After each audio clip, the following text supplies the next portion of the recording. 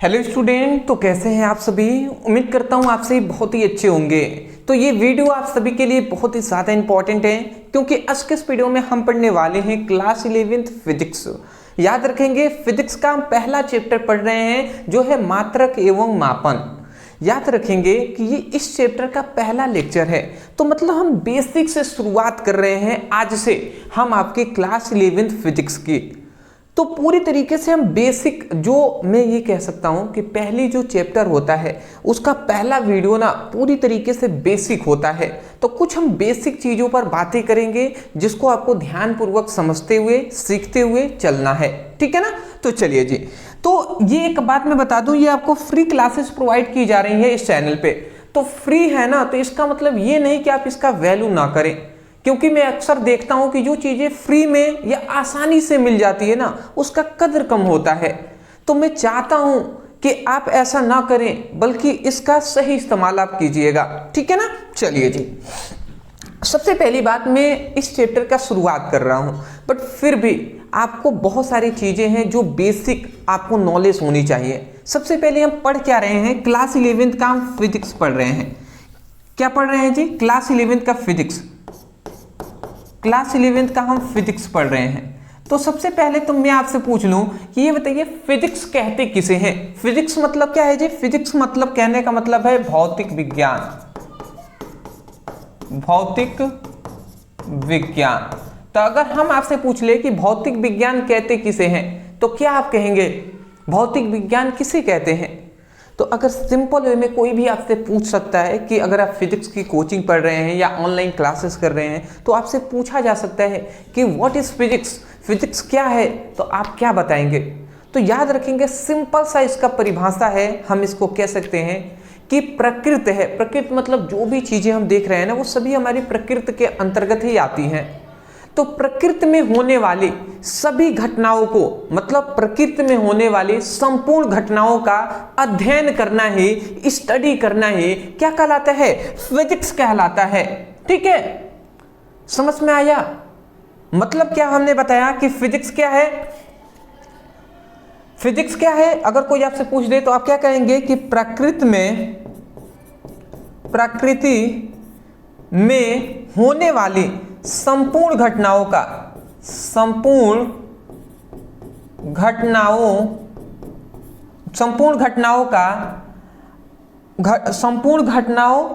का अध्ययन करना और उनके कारणों का अध्ययन करना। संपूर्ण घटनाओं का तथा उनके कारणों का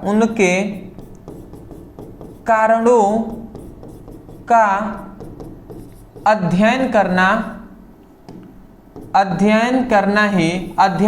ही क्या कहलाता है, क्या कहलाता है जी, फिजिक्स कहलाता है। मतलब आप समझ गए कि फिजिक्स क्या है, भौतिक विज्ञान क्या है। तो प्रकृति में होने वाली संपूर्ण घटनाएं तथा उनके कारणों का अध्ययन करना ही क्या कहलाता है, फिजिक्स कहलाता है, भौतिक विज्ञान कहलाता है। इसका मतलब आप समझ रहे हैं क्या है कि प्रकृति में कोई भी घटनाएं हो रही हैं, जैसे कि मैं चल रहा हूं तो ये भी एक घटनाएं हैं। जैसे कि ये ऊपर कर रहे हैं, नीचे कर रहे हैं, ये भी एक घटनाएं हैं। हम क्या कर रहे हैं, हम बोल रहे हैं तो ध्वनि एक यहां से वहां तक किस स्पीड से पहुंच रही है, ये भी एक घटनाएं हैं। तो जो भी घटनाएं प्रकृति में हो रही हैं, तो उन घटनाओं का अध्ययन करना, अब वो घटनाएं क्यों हो रही हैं। अगर मान लेते हैं ये पेन है, अगर मैं ऊपर से गिरा रहा हूं तो नीचे आया, तो ये घटनाएं क्यों हो रही हैं, क्यों नीचे ही आया, ऊपर क्यों नहीं गया, इस कारणों का, इसीलिए मैं कह रहा हूं उनके कारणों का अध्ययन करना ही क्या कहलाता है, फिजिक्स कहलाता है। तो मैं आशा करता हूं कि आपको सबसे पहले तो फिजिक्स की परिभाषा समझ में आ गई होगी। आप कहेंगे कि प्रकृति में होने वाली संपूर्ण घटनाओं तथा उनके कारणों का अध्ययन करना ही फिजिक्स कहलाता है, ठीक है ना। तो चलिए जी, अब हम आते हैं, आगे बढ़ेंगे एक एक करके। सबसे पहली बात, वही बात हमने यहाँ पे लिखा हुआ है, भौतिक विज्ञान का परिभाषा। सबसे पहले देखिए, अभी हमने चैप्टर स्टार्ट ये नहीं किया है, अभी हम करेंगे, बट बेसिक पहले नॉलेज होनी चाहिए, क्योंकि होता क्या है मैं अभी आपको बताऊंगा, ठीक है ना। पहले इसको डिस्कस कर लूं। देखिए, प्रकृति में होने वाली घटनाएं, ठीक है ना, मतलब क्या है, प्रकृति में होने वाली घटनाएं तथा उनके कारणों का अध्ययन करना ही क्या कहलाता है, फिजिक्स मतलब भौतिक विज्ञान कहलाता है। इतनी बात समझ के अब यहाँ पे बात ये आता है कि फिजिक्स का परिभाषा तो समझ लिए, बट ऐसे भी पूछ लिया जाता है कि फिजिक्स के पिताजी कौन है, फिजिक्स के फादर कौन है, मतलब भौतिक विज्ञान के पिता कौन है, ये आपके कॉम्पिटिटिव एग्जाम में भी पूछा जाता है। तो यहाँ पे दो चीजें आप नोट डाउन कर लें। यदि भौतिक विज्ञान का पिता पूछ लिया जाए, भौतिक विज्ञान का जनक मतलब ही होता है पिता। तो भौतिक विज्ञान का यदि कोई जनक आपसे पूछ ले तो आप क्या बताएंगे? Newton, Isaac Newton. ठीक है ना? तो ये आप याद रखेंगे कि भौतिक विज्ञान का यदि कोई पिता पूछ ले तो आप क्या कहेंगे? न्यूटन। बट ऐसे अगर पूछे कि आधुनिक मतलब भौतिक विज्ञान के आधुनिक पिता कौन है, या आधुनिक मतलब अभी के समय में भौतिक विज्ञान के पिता कौन है, तो वो आप क्या कहेंगे? वो कहेंगे आइंस्टीन। दूसरा मैं यहां पे लिख दे रहा हूं,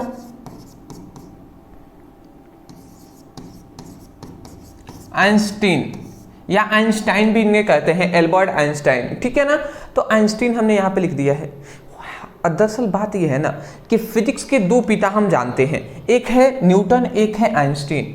पुराने समय में ना, मतलब पुराने समय में अगर हम जाएं, ठीक है ना, तो उस समय पर फिजिक्स के पिता माना जाता था न्यूटन को। बट आगे जैसे जैसे फिजिक्स की खोज होने लगी तो उस समय पर अब जो एल्बर्ट आइंस्टाइन है उन्होंने बहुत सारी ऐसी खोजें की हैं जो असंभव तरीके से दिखाई दे रही थी। तो उसके बाद अभी के समय में, आधुनिक समय में, मॉडर्न समय में अब फिजिक्स के पिता किन्हें माना जाता है? आइंस्टीन को माना जाता है।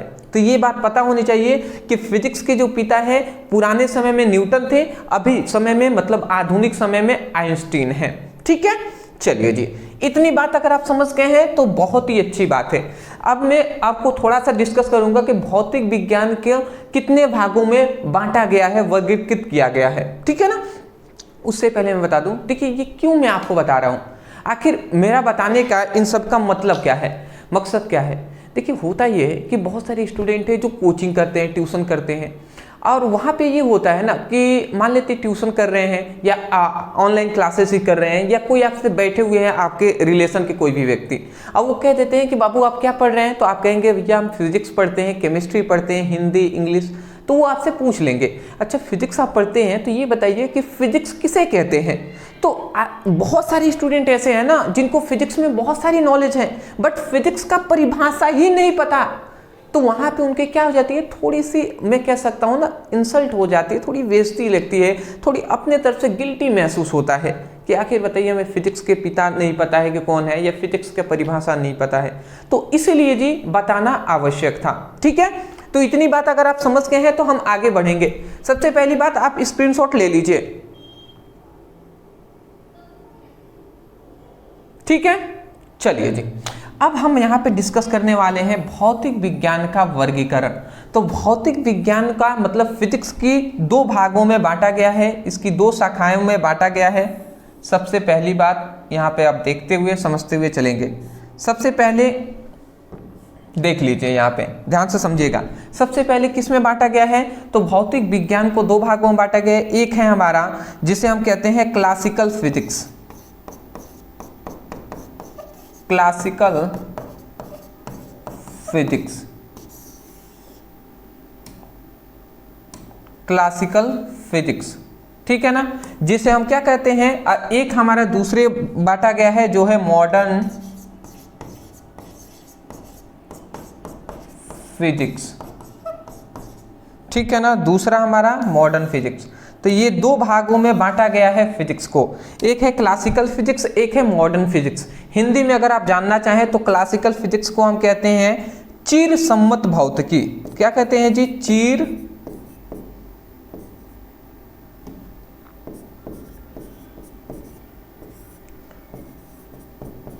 भौतिकी, चिर सम्मत भौतिकी कहते हैं। और मॉडर्न फिजिक्स को हम क्या कहते हैं, आधुनिक भौतिकी कहते हैं।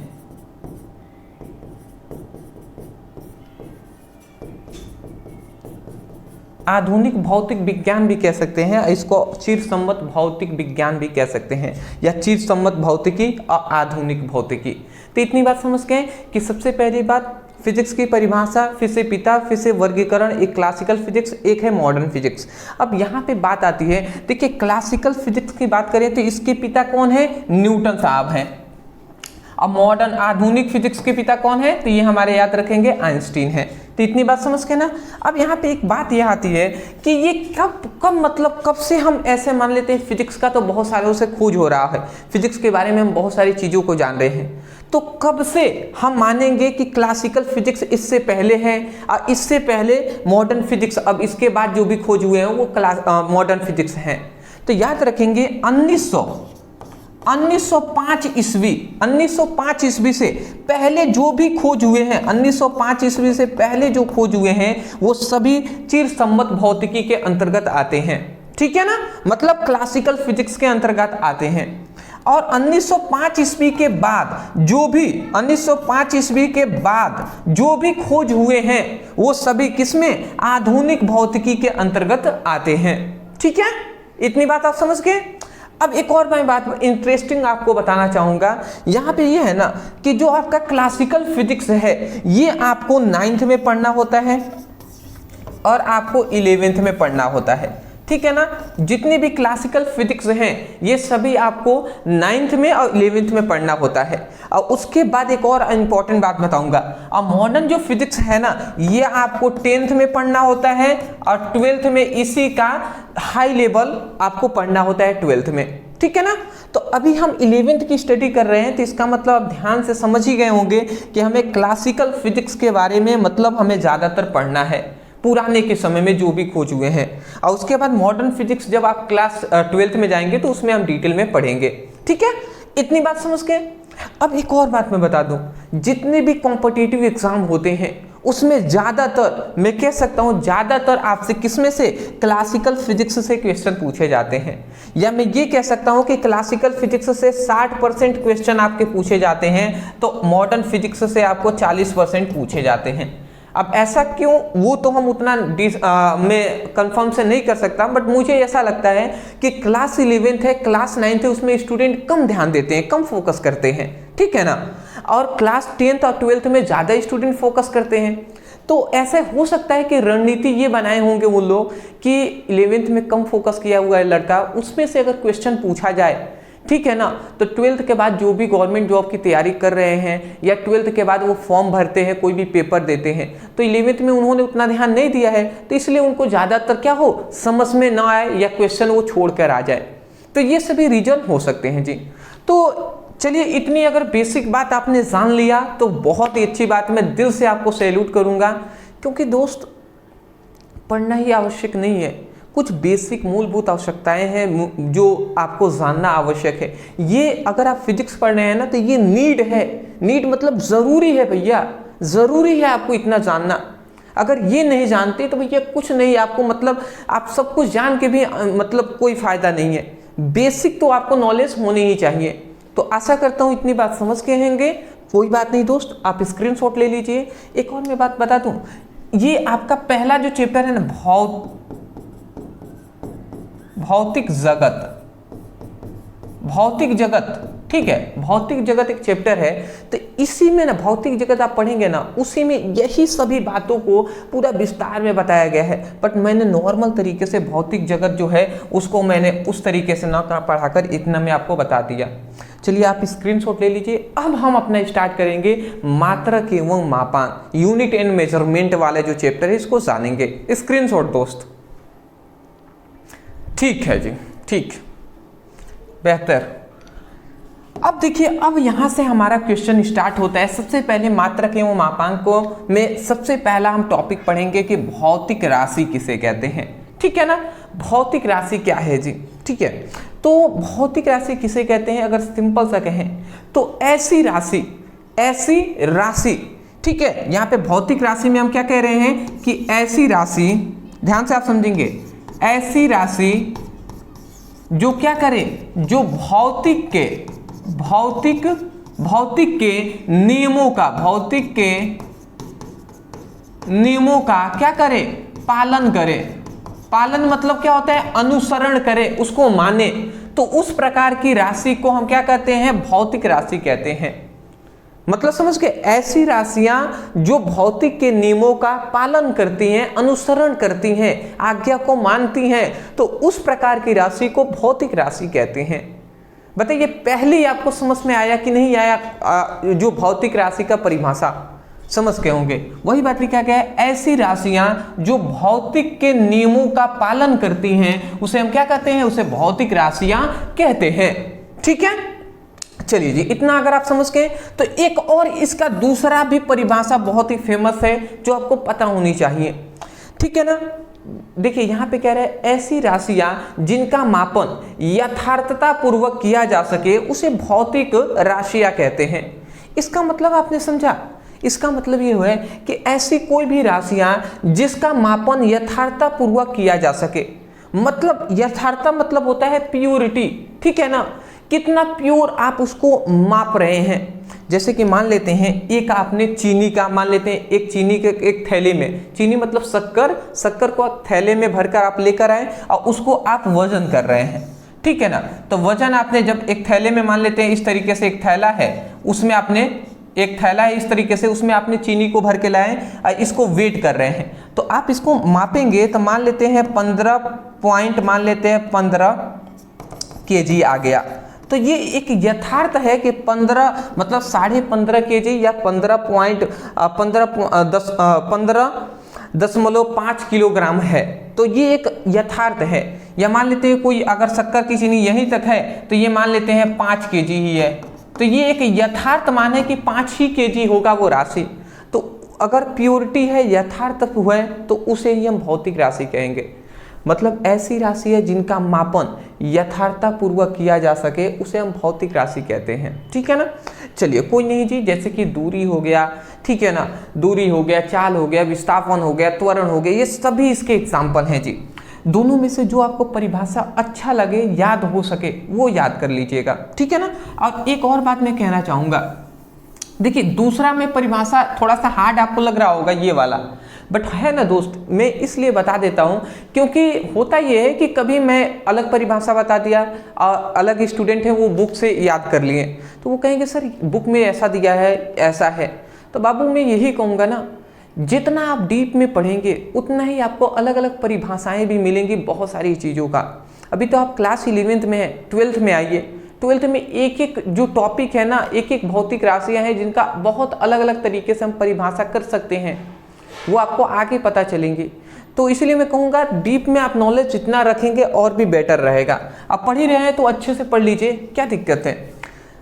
दो चीज़ें समझ के ना, यहाँ पे एग्जाम्पल अगर मैं आपको बताना चाहूँ तो एग्जाम्पल में आप कुछ भी दे सकते हैं, जैसे कि आप मान लेते हैं चाल दे सकते हैं, दूरी कह सकते हैं, विस्थापन कह सकते हैं, त्वरण कह सकते हैं, संवेग कह सकते हैं, वेग कह सकते हैं, बल कह सकते हैं, कार्य कह सकते हैं, ETC मतलब इत्यादि, ये सभी उसके एग्जाम्पल है जी। मेरे राइटिंग पर उतना फोकस नहीं कीजिएगा क्योंकि मैं समझाने पर ज़्यादा फोकस करता हूँ, राइटिंग पर उतना मैं फोकस नहीं करता हूँ। ठीक है ना, क्योंकि मैं चाहता हूँ कि आप रट कर नहीं बल्कि समझ कर याद करें, क्योंकि सरकारी स्कूल जो है ना वहाँ के हालात मैं समझता हूँ, वहाँ पर कैसे पढ़ाई जाती है वो मैं देखा हुआ हूँ। तो इसलिए मैं चाहता हूँ कि जितने भी गवर्नमेंट स्कूल के जो भी बच्चे हैं, जो भी लड़के हैं या लड़कियाँ हैं, वो मन लगाकर पढ़ाई करें यहाँ से और इतना अच्छे से नॉलेज गेन करें ना, जिससे वो अपने स्कूल में या अपने जो कोचिंग है वहाँ पे वो जाएं, तो एक अलग उनको मतलब लगे कि हाँ ये अच्छे से डीप में आप पढ़ रहे हैं। ठीक है ना, वहाँ पे सभी टॉपिक को आप पहले ही बता दें, अलग अलग तरीके से डिफिनेशन करके उनको बताएं, जिससे टीचर भी समझे कि हाँ आप पढ़े हुए हैं। क्योंकि आपकी इज्जत बढ़ेगी ना तो मुझे लगेगा मेरी भी इज्जत बढ़ेगी। अगर आपकी थोड़ी सी भी कहीं भी डाउन होंगे ना तो मुझे लगेगा मैं भी डाउन हो रहा हूँ। मैं चाहता हूँ आप आगे बढ़ें। ठीक है ना, चलिए अगला आता है हमारा भौतिक राशि, हम समझ गए। अगला आता है भौतिक राशियों का मात्रक। मैं थोड़ा सा अभी फ़िलहाल पता नहीं क्यों ऐसा क्या हो गया है, मैं थोड़ा कुछ ज़्यादा ही डिटेल में आपको अदर चीज़ों पे चला जा रहा हूँ, हालांकि मुझे टॉपिक पढ़ाना चाहिए। चलिए अब कोई नहीं जी, फोकस करते हैं हम टॉपिक पे, टॉपिक आपका कंप्लीट अब कराते हैं। भौतिक राशि का एग्जाम्पल समझ लिए ना। अब देखिए, अब हमें ये जानना है कि मापन के मात्रक कितने होते हैं। ठीक है ना, अगर यहाँ पे भौतिक राशियों की जगह पर भौतिक मात्रक आपसे कह देता तो आप क्या कहेंगे कि ऐसे मात्रक जो भौतिक के नियमों का पालन करते हैं उसे हम भौतिक मात्रक कहते हैं। ठीक है ना, समझ के बाबू? ठीक है जी। ऐसे आप परिभाषा ये भी याद रखेंगे, क्योंकि भौतिक राशियां भी कहता है, एक और टॉपिक भौतिक मात्रक भी पूछ लिया। तो भौतिक मात्रक मतलब ऐसे मात्रक जो भौतिक के नियमों का पालन करते हैं उसे भौतिक मात्रक कहते हैं। अगला आता है मापन के मात्रक। अब मापन के मात्रक कितने होते हैं? तो याद रखेंगे मापन के मुख्यतः 3 मात्रक होते हैं। कितने मात्रक होते हैं जी? 3 मात्रक होते हैं। कौन कौन सा? तो एक होता है मूल मात्रक, एक होता है व्युत्पन्न मात्रक, एक होता है पूरक मात्रक। अब हमें इन तीनों पर डिटेल में डिस्कस करना है कि मूल मात्रक किसे कहते हैं, व्युत्पन्न मात्रक क्या होता है और पूरक मात्रक क्या होते हैं। स्क्रीनशॉट सबसे पहले तो आप ले लीजिए। चलिए,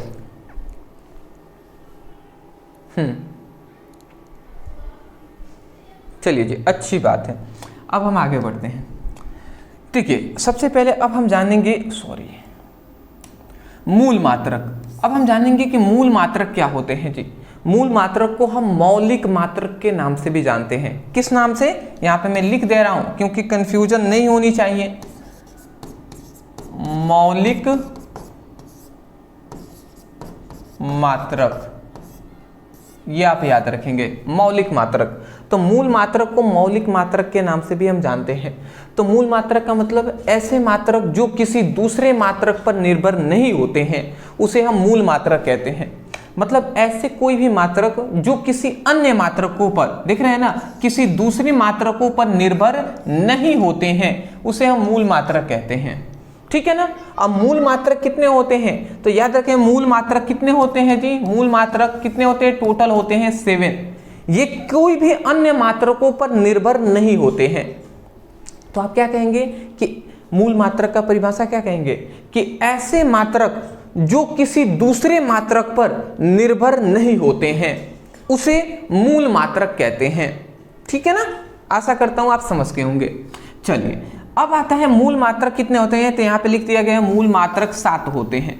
ठीक है ना, परिभाषा तो एक लाइन का है, आप समझ ही गए होंगे।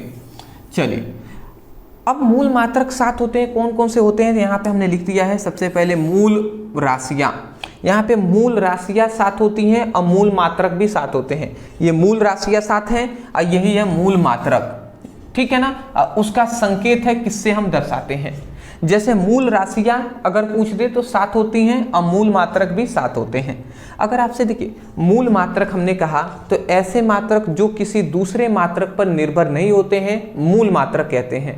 अगर कोई आपसे पूछ दे मूल राशियां किसे कहते हैं तो आप क्या कहेंगे कि ऐसी राशियां जो किसी अन्य राशियों पर निर्भर नहीं होती हैं उसे हम मूल राशियां कहते हैं। समझ रहे हैं? इस तरीके से आप कहेंगे जी। अब आप समझिएगा, यहाँ पे सबसे पहली बात 7 कौन कौन से हैं। तो पहला है हमारा, पहला क्या है जी? पहला है हमारी लंबाई, दूसरा है हमारा द्रव्यमान, तीसरा है हमारा समय, चौथा है तापमान, पांचवा है विद्युत धारा, छठा है ज्योति तीव्रता और सातवां क्या है? पदार्थों की मात्रा।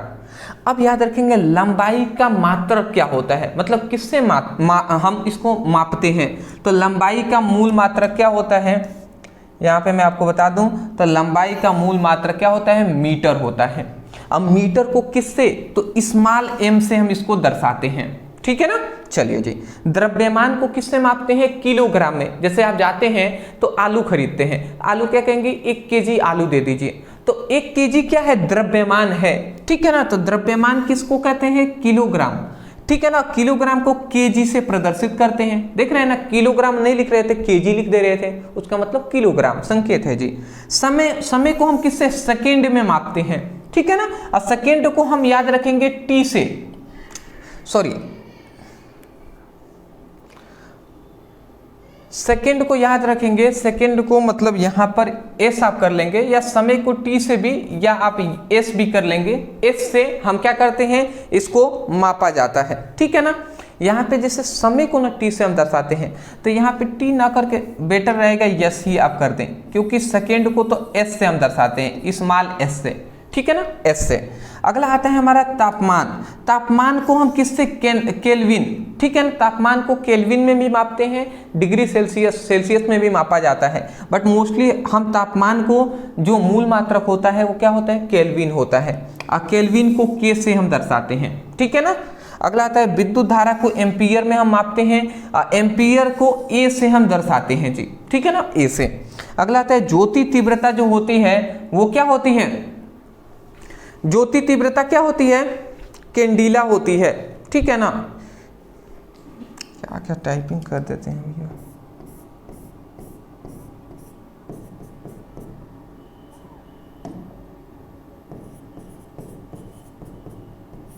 कैंडिला। ज्योति तीव्रता को किससे मापा जाता है, ज्योति तीव्रता का मात्रक क्या होता है, कैंडिला होता है, कैंडिला से मापा जाता है। और कैंडिला जो है ना, इसको हम CAD या CD से प्रदर्शित करते हैं। किससे जी, CAD, मतलब CD से हम प्रदर्शित करते हैं। CAD मोस्टली हम CD से ही प्रदर्शित करते हैं, ठीक है ना, तो CD ही यहाँ पे हम लिखें, CD से प्रदर्शित करते हैं। अगला आता है पदार्थों की जो मात्रा है ना, पदार्थों की मात्रा, इसको हम मूल, पदार्थों की मात्रा को मूल से हम, मूल होता है मूल मात्रक, और याद रखेंगे मूल जो होता है इसको MOL से हम इसको दर्शाते हैं, ठीक है ना, MOL से संकेत से हम इसको दर्शाते हैं। चलिए जी, स्क्रीनशॉट आप ले लीजिए, फटाफट आगे बढ़ेंगे। देखिए मोस्टली इसमें कुछ है नहीं, ठीक है ना, ज़्यादा इसमें कुछ है नहीं, बस आपको याद रखना है कि मूल राशियाँ 7 होती हैं, मूल मात्रक भी 7 होते हैं। लंबाई को किससे मापते हैं, मीटर में, द्रव्यमान को किलोग्राम में, समय को सेकेंड में, तापमान को केल्विन में, विद्युत धारा को किस में, एम्पियर में, ठीक है ना, ज्योति तीव्रता को कैंडिला में, और पदार्थों की मात्रा को मोल में। मोल को मोल से दर्शाते MOL से, कैंडिला को CD से, एम्पियर को A से, केल्विन को K से, सेकेंड को S से, किलोग्राम को kg से, और मीटर को किससे, स्मॉल m से दर्शाते हैं, ठीक है। चलिए स्क्रीनशॉट आप ले ही लिए हैं, आगे बढ़ते हैं। नेक्स्ट अब हमें जानना है कि व्युत्पन्न मात्रक क्या होते हैं जी। देखिए एक, अभी आप भूल तो नहीं गए ना, अभी हम दूसरा ये पढ़ रहे हैं। यहाँ पे अगर आप आए तो मूल मात्रक, व्युत्पन्न मात्रक और पूरक मात्रक हमें पढ़ना है। तो पहले हम मूल मात्रक पढ़ लिए, अब हम पढ़ेंगे व्युत्पन्न मात्रक। तो व्युत्पन्न मात्रक का मतलब क्या होता है, तो ऐसा मात्रक, व्युत्पन्न मात्रक का मतलब ये होता है कि ऐसा मात्रक, ऐसा मात्रक जो कोई, जो किसी, मतलब ऐसे मात्रक जो दूसरे मात्रकों पर क्या होते हैं, निर्भर होते हैं, निर्भर होते हैं, जो दूसरे मात्रकों पर निर्भर होते हैं, तो ऐसे मात्रकों को ही हम क्या कहते हैं, मूल मात्रक कहते हैं। समझ में आ गया, ऐसे मात्रक जो दूसरे मात्रक, मतलब ऐसे मात्रक जो दूसरे मात्रकों पर निर्भर होते हैं, उस मात्रक को हम व्युत्पन्न मात्रक कहते हैं। मतलब ऐसा कोई भी, जैसे एग्जाम्पल से कहें तो हम लोग किस पर निर्भर हैं जी, यदि आप ही हैं, आप पढ़ पा रहे हैं, तो किस पर आप निर्भर हैं, आप अपने पिताजी पर निर्भर हैं कि आपके पिताजी आपको पढ़ा रहे हैं, तो आप निर्भर हैं ना। आपके पिताजी तो किसी पर निर्भर नहीं है, ठीक है ना, वो कमाएंगे तभी तो आप खाएंगे ना। तो यही बात है जी। तो आप जो हो गए, आप किस पर निर्भर हैं, अपने पिताजी पर, तो वही आप क्या कहलाएंगे, व्युत्पन्न कहलाएंगे। तो व्युत्पन्न मात्रक का मतलब होगा कि ऐसे मात्रक जो दूसरे मात्रकों पर निर्भर होते हैं, ठीक है ना, उनके बिना काम नहीं चलने वाला, तो ऐसे मात्रकों को व्युत्पन्न मात्रक कहते हैं, ठीक है ना।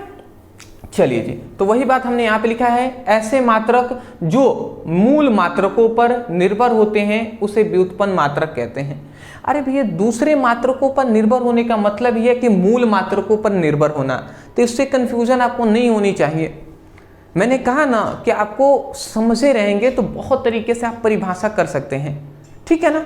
अभी हमने इससे पहले क्या पढ़ा, अभी हमने पढ़ा मूल मात्रक, तो ये मूल मात्रक है ना, तो व्युत्पन्न जो मात्रक है ये मूल मात्रकों पर निर्भर होते हैं, ठीक है ना। तो अभी हम एग्जाम्पल से भी आपको समझाएंगे कि कैसे होते हैं जी, ठीक है ना। चलिए, तो इतनी बात आप समझ गए कि ऐसे मात्रक जो मूल मात्रकों पर निर्भर होते हैं उसे हम क्या कहते हैं, उसे हम व्युत्पन्न मात्रक कहते हैं। एग्जाम्पल से हम समझा दें आपको, चलिए एग्जाम्पल से समझाएंगे ना तो बेटर समझ में आएगा। जैसे कि एग्जाम्पल, व्युत्पन्न मात्रक का एग्जाम्पल होता है जैसे कि वेग। वेग आपका एग्जाम्पल हो जाएगा। देखिए वेग जो है एक व्युत्पन्न मात्रक है, ये मूल मात्रकों पर निर्भर होते हैं। कैसे होंगे? तो वेग बराबर क्या होता है? क्या होता है जी? विस्थापन बटे समय। क्या होता है? विस्थापन बटे समय। अगर वेग का फॉर्मूला लिखा है तो आप क्या लिखेंगे? विस्थापन बटे क्या लिखेंगे? समय। विस्थापन बटे समय लिखेंगे। तो अगर आप यहाँ पर देखें, ठीक है ना, अगर आप यहाँ पे देखें तो विस्थापन बटे समय, तो यहाँ पे जो समय है, समय अगर इसका हम मात्रक निकालें तो वेग का अगर हम मात्रक निकालें तो क्या हो जाएगा? विस्थापन क्या क्या होता है? मीटर, और समय क्या क्या होता है? सेकेंड। तो मीटर प्रति सेकेंड आया ना, तो यहाँ पे देखेंगे तो सेकेंड जो है, सेकेंड वो क्या है? मूल मात्रक है कि नहीं है जी? देखिए यहाँ पे सेकेंड क्या है? एक मूल मात्रक है। और देखिए मीटर भी जो है, जो एम हमने दिखाया है, मीटर भी तो एक मूल मात्रक ही तो है, मीटर। तो इसका मतलब क्या है? वेग जो अगर निकालना पड़ेगा तो वेग का मात्रक निकालने के लिए हमें मूल मात्रकों की आवश्यकता होगी, क्योंकि देख रहे हैं ना मीटर और सेकेंड आ गया, ठीक है। क्योंकि विस्थापन भी, विस्थापन और समय, यहाँ पे जो समय है ना वो एक भौतिक राशि है, इसीलिए जी, ठीक है। जैसे कि दूसरा अगर हम बताएं, दूसरा हम कहते हैं जैसे कि जैसे कि बल। बल एक क्या है? व्युत्पन्न मात्रक है। जैसे कि बल बराबर क्या होता है? कैसे है जी? तो बल बराबर होता है द्रव्यमान गुणे त्वरण।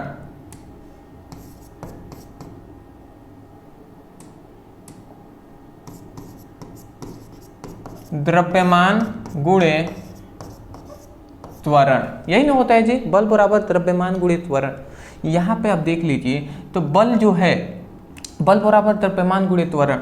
अगर हम इसका बल का मात्रक निकालें, इसका बल का मात्रक, तो क्या आ जाएगा जी? द्रव्यमान का क्या हो जाएगा? किलोग्राम, और त्वरण का याद रखेंगे मीटर प्रति सेकेंड क्या होता है? मीटर प्रति सेकेंड स्क्वायर होता है, ठीक है ना।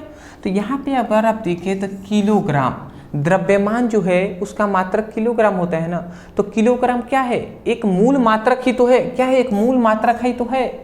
तो वही कहा जा रहा है कि ऐसे मात्रक जो मूल मात्रकों पर निर्भर होते हैं उसे हम व्युत्पन्न मात्रक कहते हैं, ठीक है। समझ में आ गया होगा आपको, ठीक है। एक और एग्जांपल से हम बता दे रहे हैं, तीसरा, जैसे कि त्वरण। त्वरण भी क्या है? एक व्युत्पन्न मात्रक है। क्यों? क्योंकि त्वरण बराबर क्या होता है? वेग परिवर्तन बटे समय। क्या होता है? वेग परिवर्तन, मतलब वेग में परिवर्तन बटे क्या होता है? समय होता है। तो ये बताइए, जब वेग को अगर हम तोड़ेंगे तो वेग को विस्थापन बटे समय होगा, और समय में सेकेंड आ रहा है कि नहीं? तो जो सेकेंड पहले ही मालूम चल गया कि वेग अगर क्या है? व्युत्पन्न मात्रक है, तो इसका मतलब त्वरण भी एक क्या होगा? व्युत्पन्न मात्रक ही होगा, क्योंकि ये मूल मात्रकों पर निर्भर हो रहे हैं। आशा करता हूं कि आपको समझ में आ रहा होगा। मतलब सिंपल सी बात यही है ना दोस्त, कि यदि ये पांचों जो सात है ना, ये सातों अगर इसमें दिखाई आपको दे रहे हैं, ठीक है ना, इसमें अगर फॉर्मूले को तोड़ने में, तो आप कहेंगे कि वो व्युत्पन्न मात्रक है। या ये सातों आप ना ध्यान देकर ये आप सात ध्यान दीजिएगा, ये सात अगर दिखाई दे रहे हैं जिसमें लंबाई है, द्रव्यमान है, समय आ जा रहा है, तो इन सभी दिखाई दे तो आप समझिएगा व्युत्पन्न मात्रक हैं, ठीक है। चलिए इतनी बात समझ के चलिए, अब पहला हमने देख लिया मूल मात्रक, दूसरा हमने व्युत्पन्न मात्रक देख लिया। अब हम तीसरा जानेंगे जो है पूरक मात्रक। अब पूरक मात्रक क्या है ये? तो ऐसी राशियां, ध्यान से समझेंगे, ऐसी राशियां जो जिनका मात्रक होता है परंतु विमाएं नहीं होती हैं, उसे हम पूरक मात्रक कहते हैं, ठीक है ना। मतलब सिंपल सी बात है कि ऐसी राशियां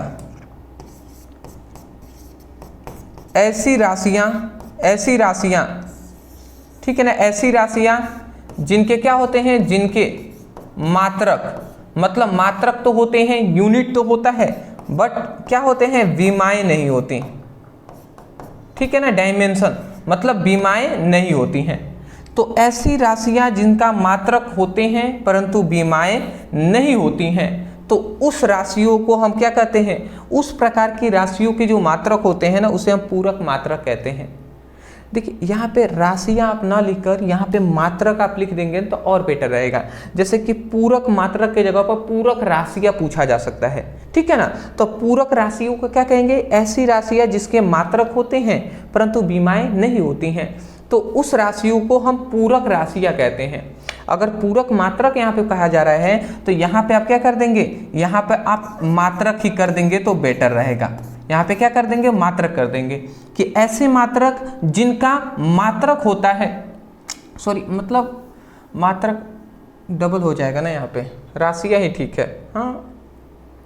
हाँ ठीक है, राशियाँ ही ठीक है, परफेक्ट रहेगा जी, क्योंकि राशियों के ही तो मात्रक होते हैं ना, ऐसे ही सही रहेगा। तो ऐसी राशियाँ जिनके मात्रक होते हैं परंतु बीमारी नहीं होती, उसे हम क्या कहते हैं, पूरक मात्रक कहते हैं, या पूरक राशियाँ भी कहते हैं। ये आप याद रखेंगे, पूरक राशियाँ भी कहें तो आप यही बोलेंगे, अब पूरक मात्रक भी कहें तो यही बोलेंगे, ठीक है। अब यहाँ पे याद रखेंगे पूरक जो ये राशियाँ हैं, ये आपको जो दिखाई दे रही है पूरक मात्रक, ये दो प्रकार की होती हैं। एक होता है समतल कोण और एक होता है घन कोण। अब मैं आपको थोड़ा सा स्ट्रक्चर बनाकर आपको दिखाना चाहूँगा। ये दो भुजाएं हैं, एक ये भुजा है, एक ये भुजा है। तो ये दो भुजाएं हैं, एक ए भुजा है और एक बी भुजा है। तो ए और बी भुजाओं के बीच में ये जो कोण बनेगा ना, इस कोण को हम क्या कहेंगे, समतल कोण कहते हैं, या इसी को केवल कोण कहा जाता है, ठीक है ना। तो ये आप याद रखेंगे। अब कोण बराबर क्या होता है जी, कोण बराबर होता है चाप बटे त्रिज्या, चाप बटे त्रिज्या होता है। कोण बराबर क्या होता है, चाप बटे त्रिज्या होता है, ठीक है। यह फॉर्मूला याद रखेंगे, समतल कोण का फॉर्मूला होता है, क्या होता है, चाप बटे त्रिज्या। अगर हम इसका मात्रक निकालना चाहें, ठीक है ना, तो इसका मात्रक कैसे निकलेगा जी, चाप का मात्रक होता है मीटर और त्रिज्या का भी मात्रक होता है मीटर। तो अगर मीटर से मीटर कैंसिल हो गया तो इसका मतलब इसका मात्रक तो नहीं निकला, इसका मात्रक तो नहीं निकला, मात्रक निकला जी, परंतु यहाँ पे कह रहा है कि ऐसी राशियाँ जिसका मात्रक होते हैं परंतु बीमारी नहीं होती। बट यहाँ पे तो मात्रक नहीं निकल रहे हैं, बट फिर भी इसका मात्रक होता है, याद रखें, भले ही मीटर से मीटर कट जा रहे हैं परंतु इसका मात्रक होता है जो क्या होता है, स्टेरेडियन, ठीक है ना। ये आप याद रखेंगे, इसका मात्रक क्या होता है, जो कोण का मात्रक क्या होता है, रेडियन होता है।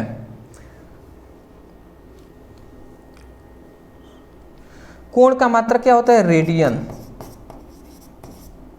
ठीक है ना। इसका मात्रक याद रखेंगे कि समतल कोण का मात्रक क्या होता है, रेडियन होता है, ठीक है ना। इस बात को आपको याद रखना है।